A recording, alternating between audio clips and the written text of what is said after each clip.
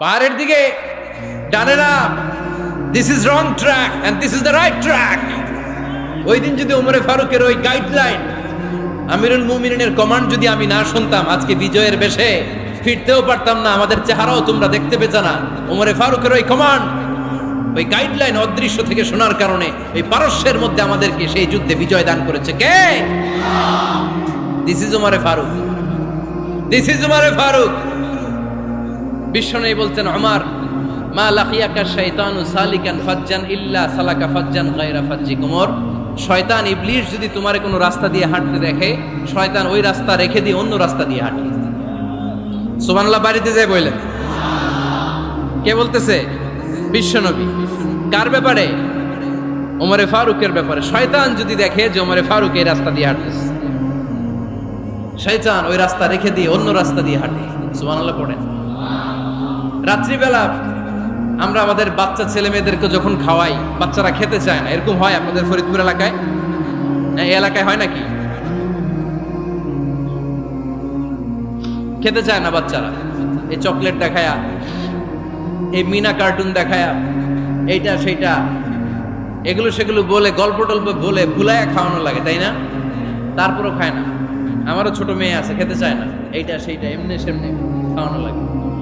তো শেষে না পেরে মা বাবা বলতে বাধ্য হয়, ওই যে ভূত আসতেছে, ভূত, তাড়াতাড়ি তাড়াতাড়ি খাও, নাহলে যে ভূত ধরবে তোমারে। ওই যে বাঘ আসতেছে, বাঘ, তাড়াতাড়ি খাইলে নাহলে বাঘে কামড়াবে। বলি না আমরা? আপনারা কি বলেন? ভূত। আর কি বলেন? হ্যাঁ হ্যাঁ, আচ্ছা, এক এক জায়গায় এক একটা আমরা বলি, ভূত আসবে, বাঘ খাবে, ভাল্লুক খাবে, তাড়াতাড়ি খাও। মদিনাতে যখন ওমরে ফারুক আমিরুল মুমিনিন, মদিনার মায়েরাও বাচ্চাদেরকে খাওয়াতে পারতো না, ছোট্ট মেয়েদেরকে খাওয়াতে পারতো না, খাওয়া নিয়ে যন্ত্রণা করতো। বাচ্চারা যখন মদিনায় খেতে চাইতো না রাত্রি বেলায়, মদিনার মায়েরা বলতো, তাড়াতাড়ি খাও, হা হুয়া ইয়াতি উমর, হা হুয়া ইয়াতি উমর, তাড়াতাড়ি খা, নাইলে ওই যে ওমর আসতেছে, Omar. This is our super hero সাইয়েদনা ওমর ফারুক রাদিয়াল্লাহু তাআলা। শুধু শয়তানি ভয় পেত না, মুনাফিকরাও ভয় পাইতো, জমের মতো ভয়। শুধু তাই না, আমাদের আম্মাজান বিষ্ণু ইসা ইসলামের স্ত্রীরাও ওমরে ফারুককে ভয় পেতেন। সুবহানাল্লাহ কইবেন না? মাঝে মাঝে বিষ্ণু ইসা ইসলামের সাথে আম্মাজান আয়েশার ঝগড়া হতো, হতো না? আপনাদের ফ্যামিলিতে ঝগড়া হয়? হয় না? হয় না? কার কার দেখি? ওরে আল্লাহ, অনেক আল্লাহর ওলি আছে তো এই জায়গায়। ঝগড়া হয় না? কি কথা কয়, ঝগড়া হয় না? বিশ্বনবীর ফ্যামিলিতে ঝগড়া হয়, আপনার ফ্যামিলিতে হয় না? মিষ্টি ঝগড়া। আর ও বিয়েই করে নাই।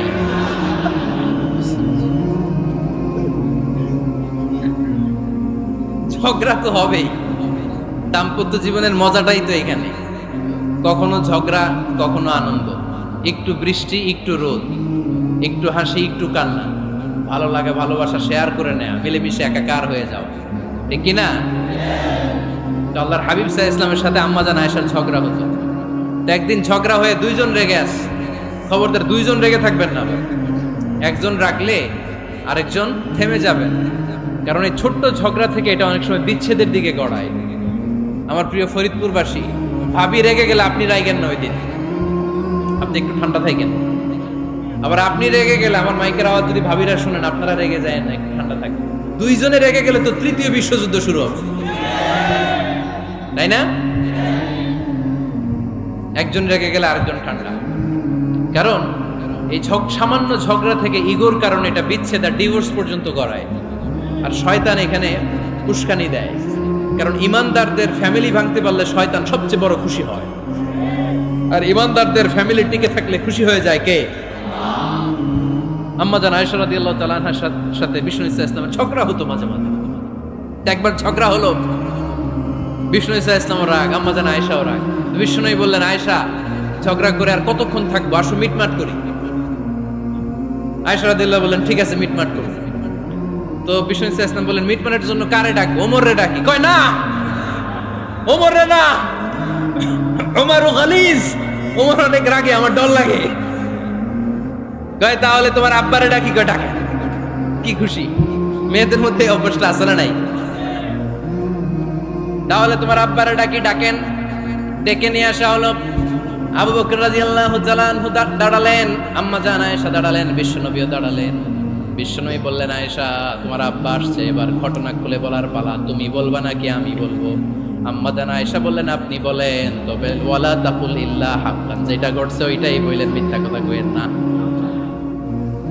আবু বকর রাদিয়াল্লাহু তাআলা আনহু রেগে মেগে আগুন, কি এই কথা তুমি কেমন করে বলো? বিশ্বনবী কি মিথ্যা কথা কখনো বলবে? রেগে মেগে দিলেন মেয়ের গালে এক চড়।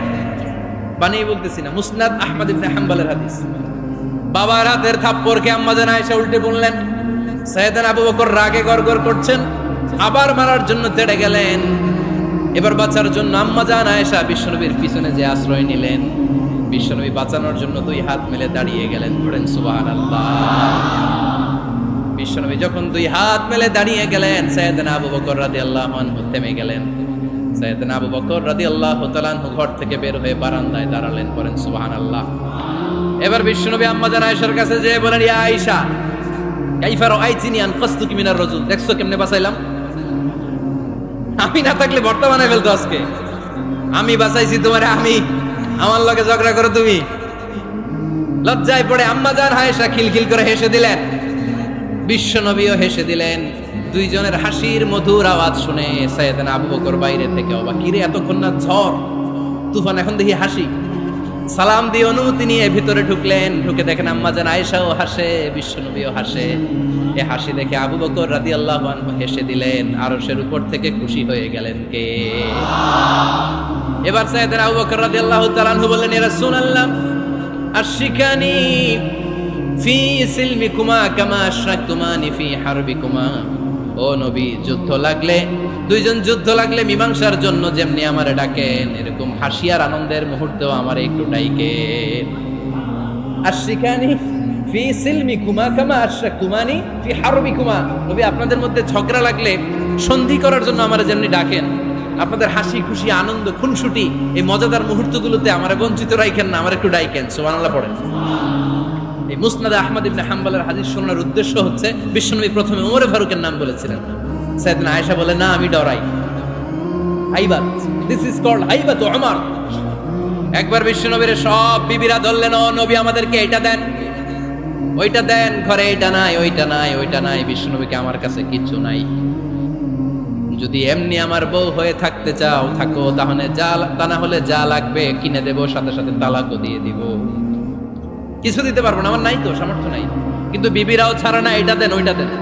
বিশ্বনবী রহমতের নবী, বিবিদেরকে বুঝাতেও পারেন না। বিবিরা আবদার করতেছে, নবী এটা লাগবে ওইটা লাগবে। ইন দ্য মিন টাইম বিশ্বনবী একজনের সালাম শুনতে পেলেন। কে যেন দরজায় দাঁড়িয়ে বলতেছে, আসসালামু আলাইকুম। বিশ্বনবী দরজার দিকে তাকালেন, তাকিয়ে বললেন, ওয়া আলাইকুমুস সালাম। আর বুঝতে পারলেন এটা আমার ওমরের সালাম।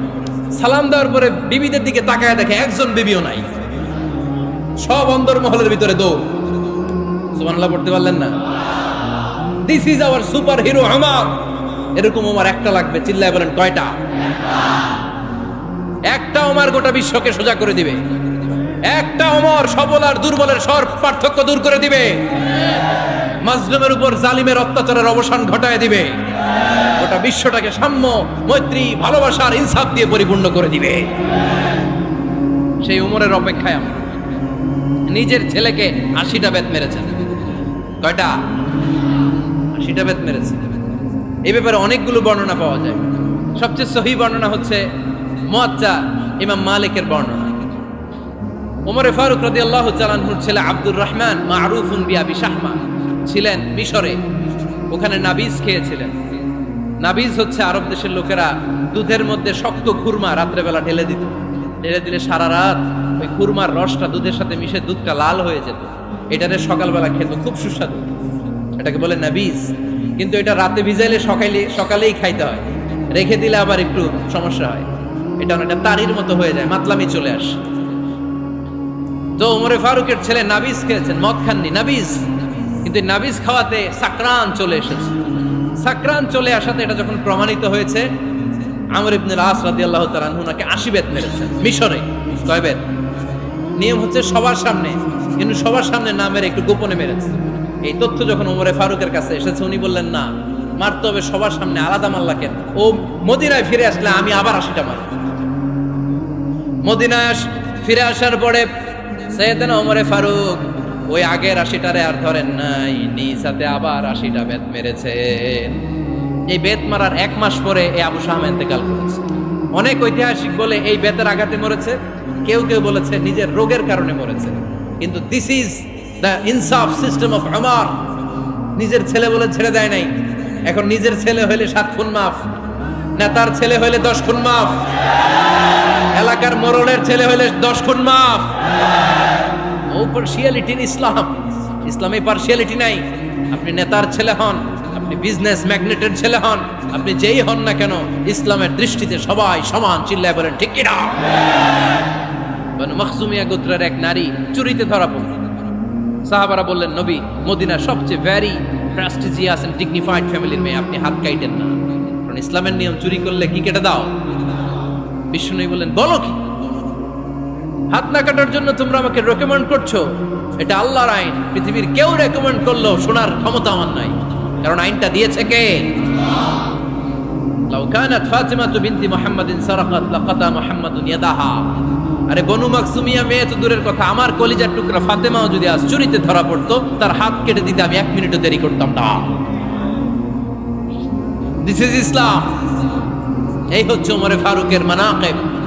এরকম ওমরে ফারুক কয়টা লাগবে? আওয়াজ করে বলতে হবে, কয়টা লাগবে? একটা লাগবে। এই সাইয়েদনা ওমরে ফারুক মদিনার প্রথম চিফ জাস্টিস ছিলেন। সর্বপ্রথম উনার পরামর্শে সাইয়েদনা আবু বকর রাদিয়াল্লাহু তাআলা আনহু কোরআনকে সংকলন করেছেন। আমরা এই যে কোরআন পড়ি 30 পারা, এমদাদিয়া লাইব্রেরির 114টা সূরা, কত সুন্দর সন্নিবেশ করা হয়েছে, এখানে সাজানো হয়েছে। আল্লাহর হাবিব সাল্লাল্লাহু আলাইহি ওয়াসাল্লামের সময় কি এরকম কোরআন ছিল নাকি? ছিল? খেজুর পাতার মধ্যে, গাছের বাকলের মধ্যে, ওটের বড় হাড্ডির মধ্যে আর পাথরের মধ্যে খোদাই করা কোরআন ছিল।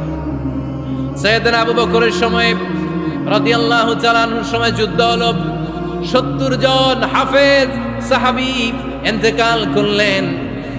সাইয়েদনা আবু বকর রাদিয়াল্লাহু তাআলা আনহুকে ডেকে ওমরে ফারুক বললেন, ও আবু বকর, এইভাবে হাফেজে কোরআন সাহাবীরা যদি দুনিয়া থেকে বিদায় হয়ে যায়, আল্লাহর কোরআনও তো বিদায় হয়ে যাবে। আমার পরামর্শ হলো আপনি সব বয়োজ্যেষ্ঠ সাহাবীদেরকে একসাথে করে কোরআনের সব কাগজগুলোকে একসাথে করে একটা নির্ধারিত কপির মধ্যে কোরআনকে সংকলন করে ফেলে। সাইয়েদনা আবু বকর বললেন, যেটা আমার নবী করে না, এটা আমি কেমনে করি? কিন্তু ওমরে ফারুক নাছরবান্দা বলে না, এটা করলে কোনো খারাপ হবে না, ভালোই হবে। মুসলিম উম্মার জন্য এক জায়গায় কোরআন সন্নিবেশিত থাকবে, আপনি করেন। সাইয়েদনা আবু বকর রাজি হয় না, ওমরে ফারুকও ছাড়ে না। ওমরে ফারুক বলতে বলতে বলতে বলতে এমন ভাবে সাইয়েদনা আবু বকর রাদিয়াল্লাহু তাআলা আনহুকে ধরলেন, সব শেষে সাইয়েদনা আবু বকর ওমরে ফারুকের কথায় কোরআন সংকলনে রাজি হয়ে গেলেন। পড়েন সুবহানাল্লাহ। উনি বললেন, ওমর যখন আমাকে বারবার বুঝাতে লাগলো, আল্লাহ তাআলা আমার হৃদয়টা ওমরের কথা শোনার জন্য খুলে দিলেন। আল্লাহ তাআলা কেমন যেন আমাকে ইলহাম করলেন, আবু বকর করো, এই কাজের মধ্য দিয়ে আমি আমার কোরআনকে গোটা বিশ্বে জীবিত রেখে দেব। This is Umar. এই যে আমরা হিজরি সনের যে আমরা গণনা করি, এই হিজরি সনের প্রবর্তক হচ্ছে সাইয়েদনা ওমরে ফারুক। সাইয়েদনা ওমরে ফারুক এই হিজরি সনের গণনা শুরু করেছে। সাহাবারা বলল, আমিরুল মুমিনিন, খ্রিস্টানদের ঈসাই সন আছে, আমাদের মুসলমানদের কোনো সন নাই। আমাদের একটা সন থাকলে আমাদের জিজিয়া নিতে, আমাদের যাকাতের টাকা উত্তোলন করতে অনেক সুবিধা হবে। ওমর ফারুক বললেন, তাহলে কোন সালকে হিজরি, কোন সালকে মুসলিম সাল হিসেবে আমরা ঘোষণা দিতে পারি? একজন বলল, আমার নবী যেই সালে জন্মগ্রহণ করেছেন ওই সালে। ওমর ফারুক বললেন, না, আমার নবীর জন্ম আমাদের জন্য খুশির দিন, কিন্তু এটা আমাদের জন্য প্রেরণা নয়। প্রেরণা নবীর কাজে, ঠিক কিনা? আরো কিছু সাহাবারা বলল, তাহলে যেই সালে আমার নবী ইন্তেকাল করেছে ওইটারে প্রথম সাল ধরেন। ওমরে ফারুক বললেন, না, যেদিন তিনি ইন্তেকাল করেছেন এটা আমাদের দুঃখের দিন, এটা আমাদের প্রেরণা নয়। আমাদের প্রেরণা হচ্ছে বিষ্ণুনবীর ত্যাগ, তিতিক্ষা আর কাজের মধ্য দিয়ে। জোরে কোন ঠিক কিনা? ওমরে ফারুক বললেন, যেদিন বিশ্বনবী ইসলাম রক্ষায় নিজের মাতৃভূমি ছেড়ে মক্কা থেকে মদিনায় গিয়েছেন, ওই দিনটাকে হিজরি প্রথম দিন ধরে আমরা হিজরি সাল গণনা করে শুরু করে দেব। ওইটাই হচ্ছে হিজরি সন। সেখান থেকে হিজরি সনের প্রবর্তন করেছেন সাইয়েদনা ওমরে ফারুক রাদিয়াল্লাহু তাআলা আনহু। এই যে স্টেট গভর্নমেন্ট, এই যে প্রিজন, জেলখানা, ক্যান্টনমেন্ট, সচিবালয়, গণভবন, বঙ্গভবন, মুক্তিযোদ্ধাদের ভাতা, রাষ্ট্রীয় ভাতা, এই সব নিয়ম কানুন সাইয়েদনা ওমরে ফারুক তার রাষ্ট্রীয় আমলে তিনি নিজে করেছেন। চিল্লায় পড়েন আল্লাহু আকবার। মুসলমানদের আলাদা কারেন্সি, নিজস্ব মুদ্রা ব্যবস্থা নিজে চালু করেছেন। সৈনিকদের মধ্যে যারা বিবাহিত প্রতি 6 মাস অন্তর অন্তর 1 মাসের ছুটি কাটাতে তারা ফিরে আসবে, সাইয়েদনা ওমরে ফারুক চালু করেছেন। চিল্লায় আওয়াজ করে পড়েন আল্লাহু আকবার। এই যে আমরা 20 রাকাত সালাতুত তারাবি পড়ি রমাদানে, পড়েন না আপনারা? এটা সাইয়েদনা ওমরে ফারুক চালু করেছেন। সুবহানাল্লাহ পড়তে পারলেন না? কোরআনে মোট 22টা আয়াত আছে যেখানে সাহাবারা ইনডিসিশনে ভুগছিলেন। বিশ্বনবীর মত একটা, ওমরে ফারুকের মত আর একটা। এই 22 জায়গায় আল্লাহ তাআলা বিশ্বনবীর মতের পক্ষে আয়াত নাজিল না করে ওমরে ফারুকের মতের পক্ষে কোরআনের আয়াত নাজিল করেছেন। আওয়াজ করে পড়েন আল্লাহু আকবার। এদিকে উঠলেন কেন আপনারা? যারা উঠছেন আমার দিকে তাকান।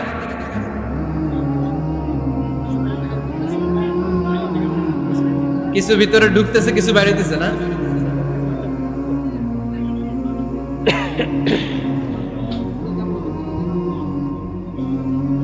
সাইয়েদনা ওমর ফারুক। আমরা সাহাবীদের জীবন চরিত পড়তে চাই না, কত যে অনুপ্রেরণামূলক দৃষ্টান্ত সাইয়েদনা ওমর ফারুক আমাদের জন্য রেখে গিয়েছে। ওমর ফারুক যখন খলিফা, দিনের বেলায় যদি রাষ্ট্রে কোনো নিয়ম জারি করতেন, দিনের বেলায় জনগণকে কোনো বিষয়ে যদি নিষেধ করতেন, রাত্রে বেলায় খাওয়ার সময় ফ্যামিলি মেম্বারদের সবাইকে বলতেন, এই দিনের বেলা আমি জনগণকে এই কাজ করতে নিষেধ করেছি, তোমরা আমার ফ্যামিলি মেম্বার, খবরদার তোমরা এই কাজ করো না। জনগণ করলে যতটুকু শাস্তি, তোরা করলে পাবি ডবল শাস্তি। সুবহানাল্লাহ কইবেন না? আমাদের নেতারা ওই বাড়ির বিচার করে, ওই বাড়ির মাইয়ার বিচার, ওই বাড়ির পোলার বিচার, নিজের পোলা গাঞ্জা টানে আছে না নাই? নিজের মেয়ে অপরাধ করে আছে না নাই? কি নেতা ছিলেন ওমর ফারুক! আগে নিজের ঘর সামলিয়েছেন, আগে নিজেকে সামলিয়েছেন, নিজের ঘর ঠিক করেছেন। বলেছেন জনগণ করলে যত বেদ, তোরা করলে double Veda. This is call leader, ঠিক কি না? এক বাবা এসে বললেন, ওমর ফারুক আমার ছেলে কথা শোনে না, বেয়াদব। ওমর ফারুক ছেলেরা ডাকলেন, বাবা তুমি তোমার আব্বাজানের কথা শোনো না, এটা তো কবিরা গুনাহ। ছেলে বলে, ওমর ফারুক সব দায়িত্ব আল্লাহ ছেলে মেয়েদেরকে দিয়েছে, বাবা মাকে কোনো দায়িত্ব দেয়নি। ওমর ফারুক বললেন, অবশ্যই দায়িত্ব দিয়েছে। তাহলে বলেন আমার বাবার দায়িত্ব কি? উনি বললেন, প্রাইমারিলি প্রথমত 3 দায়িত্ব। আইয়ানতাকিয়া উম্মাহ, পৃথিবীর প্রতিটি বাবার উচিত ছেলেদের মেয়েদের জন্য ভালো মায়ের ব্যবস্থা করা। 2 নম্বরে আইয়ুহসিনা ইসমা, সুন্দর তার একটা নাম রেখে দেয়া। 3 নম্বর ইউআল্লিমাহুল কিতাব, তার আল্লাহর কিতাব শিক্ষা দেওয়া। এবার ছেলেকে আমার আব্বা 3টার একটাও করে নাই। এবার ওমর ফারুক রেগে গেলেন, বাবার কাঁধে ধরলেন, বললেন তুই ছেলের জন্য বিচার নিয়ে আসলি, তোর 3টা দায়িত্বের একটাও তুই পালন করিস নাই। ছেলে বলে, আমিরুল মুমিনিন, আমার মা নর্তকী, আমার মা মাজুসি, আমার মায়ের মধ্যে কোনো আদব কাদব নাই, সুন্দরী দেখে আমার মারে বাবা বিয়ে করছে, আমার মায়ের কাছ থেকে জীবনে কিছু শিখি নাই। 2 নাম্বার সাম্মানি খানফাসা, আমার বাবা আমার নাম রেখেছে চামচিকা। কি নাম রাখছে? এটার নাম হইলো একটা, এরকম উল্টাপাল্টা নাম আছে না নাই? না, এগুলো রাখবেন। আব্দুল্লাহ রাখবেন, আব্দুর রহমান রাখবেন, আর একটা কি বলছি আজকে? হুযায়ফা রেখে দিয়ে পারবেন? ওয়ালাম ইউআল্লিমনি হারফাম মিন কিতাবিল্লাহ আমিরুল মুমিনিন। শুধু তাই না, আল্লাহর কোরআনের একটা অক্ষর আমার বাবা কোনোদিন আমারে শিক্ষা দেয় না। ওমর ফারুক রেগে গেলেন, এবার বাপের কান্দে দইরা মারতে শুরু করলেন। তুই পোলার নামে বিচার নিয়ে আইছিস, তোরে বাইর দিমু আগে। এরকম নেতার দরকার আছে না নাই? মদিনায় এক লোক তার বউরে রাগের চোটে 100 তালাক দিয়ে ফেলছে। কয় তালাক দেয়ার নিয়ম? কয়টা দিছে? কয়টা? এবার স্ত্রী কাঁদতে কাঁদতে এসে বলে, আমিরুল মুমিনিন দেখেন, আমার স্বামী আমারে রেগে মেগে 100 তালাক দিছে। ওমর ফারুক বললেন, দইরা নিয়ে এটা নিয়ে আসা হবে। ওমর ফারুক বললেন, কয়টা তালাক দিয়েছো? কয় 100টা। কেন দিছ? কয় মাথা গরম আছিল। এরকম আছে না? তালাক দেওয়ার সময় সব তালাক, তুই তালাক, তোর মা তালাক, তোর বোন তালাক, সব তালাক। তালাক দিবে ওয়াইফ রে, দিতেছে সবাই রে। ওমর ফারুক বললেন, দিবে 3টা, 100টা দিলা কেন? কয় মেজাজ গরম ছিল। কয় দাঁড়া, আত-তালাকু মিন শাআইরিল্লাহ, তালাক হচ্ছে আল্লাহর দেয়া বিধানের একটা নিদর্শন, এটা নিয়ে তুই খামখেয়ালি করলি। আমার রায় শোন, আমার রায় হচ্ছে 3 তালাকে তোর বউ তালাক, বাকি 97 তালাক তোর পিঠের উপরে পড়বে। এরকম বিচারের দরকার আছে না নাই?